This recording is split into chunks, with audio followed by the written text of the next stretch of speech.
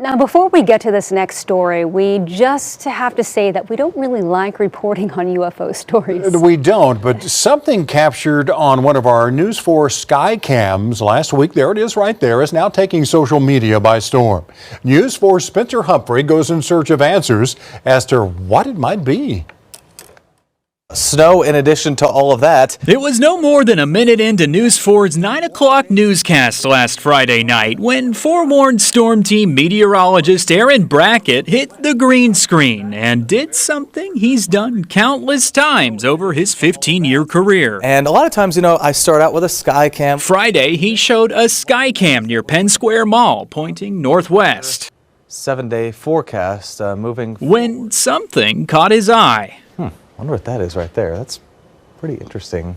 I start seeing this object, and it's flying faster, moving faster than anything I've really observed out there. It just didn't make sense. It's going down, it's moving really quickly, it's bright, it's got some light to it, and I kind of called attention to it. Pretty interesting. Moving really fast. Okay. He posted the clip online where it took off, making its way from X to TikTok to Reddit to online publications who declared Aaron must have caught a UFO live in action. Dozens of commenters chimed in with theories too. It must be aliens, maybe a bird. It had to be a plane. No, it was definitely a helicopter.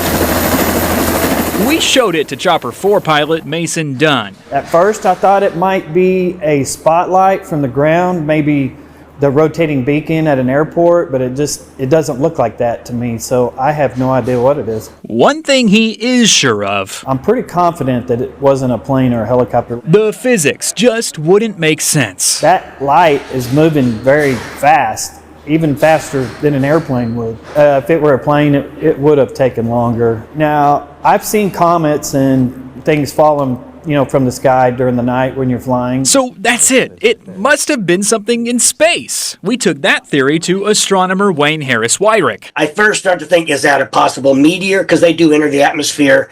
Or is that a returning, like a second stage or a burnout stage of a satellite of some kind?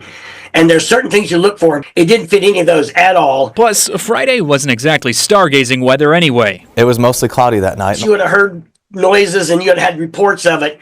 But a typical little meteor that makes a streak across the sky that lasts, a second or so, no, you're not going to see that through clouds. This is far from the first time someone's asked him to decipher a mysterious flying object caught on camera. He says almost every time there is a plausible explanation for what we see. I just think it seems unlikely to me that any aliens can fly hundreds or thousands of light years here and do stuff like that in our sky. If they're going to come here, they're going to probably be invisible to us. And not to burst the bubble of all you online theorists, but he's pretty sure he knows what's happening here. So I think it's a bird. That's right. Just a bird flapping its wings across the night sky. I'm guessing that camera probably is an infrared camera, which means you're going to see it differently than you would in daylight with sunlight on it. And you can see all the lights of the city down below. I think just getting light from the city coming up, and as it flaps its wings, which I think it's doing, you're getting that change of lighting pattern. Regardless, it's a close encounter with something Brackett won't forget. We're always seeing airplanes going up and down, and we've seen hot air balloons, all kinds of cool stuff. This really stuck out. Now, there were some other people we heard from online who theorized it may have just been a bug crawling across the camera. Harris Wyrick told us he actually thought that as well, but given this time of year it is, with temperatures so cold, he just says he doesn't think that's very likely. Is this game-changing? Because Congresswoman Luna wants to hear more from these key figures who, by the way, you have spoken on, you have brought to News Nation, like David Grush, like Luis Elizondo. Talk to us about getting these whistleblowers into a SCIF. What will that be able to reveal that hasn't been revealed before? Well, frankly, I have to be honest with you, Natasha, and say it's not worth a hill of beans unless the committee that Congresswoman Anna Paulina Luna leads, or rather the task force that she leads, is given the resources and the powers to do its job. At the moment, they're still trying to figure out whether or not they can get the security classifications of David Grush, for example, restored so that David can give evidence inside that SCIF, knowing that he's not breaching any national security obligations. One of the problems we've got at the moment is We've been promised a lot by the new administration, and we should hold their feet to the fire and make sure that they are leading and honouring those obligations.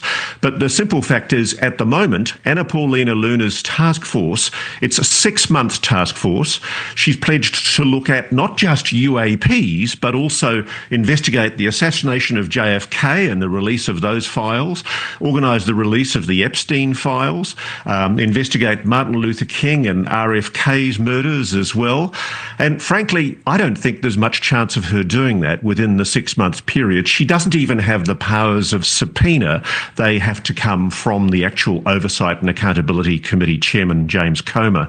So a lot of people, myself included, are getting increasingly sceptical that the administration is promising a lot to get a quick headline, but are they actually going to follow through and give the well-motivated and well-intentioned Congresswoman Luna the powers she needs? Just this week, to make my point, she had to actually publicly tweet out to the new Attorney General that the Department of Justice was failing to respond to her task force's request for access to files.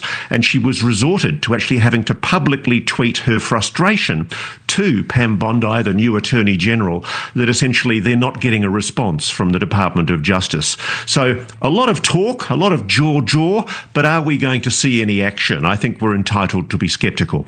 I hear that skepticism loud and clear, and you are not alone in this, Ross. With the time we have, I do want to get to some exclusive testimony that you heard in the very latest episode of the Reality Check podcast.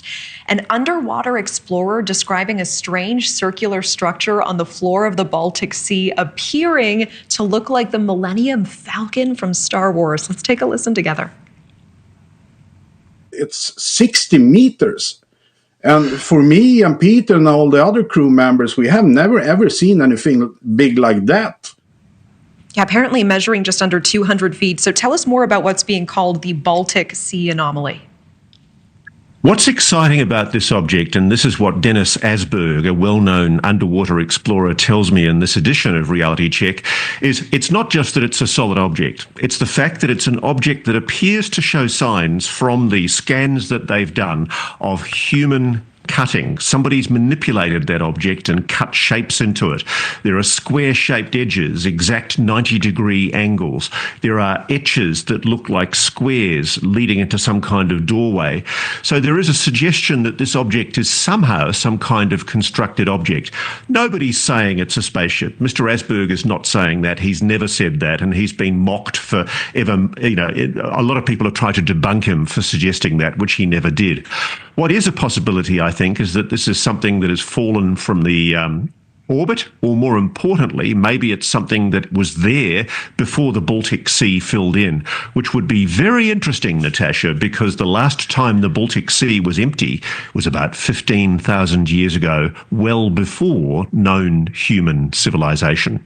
It's very interesting.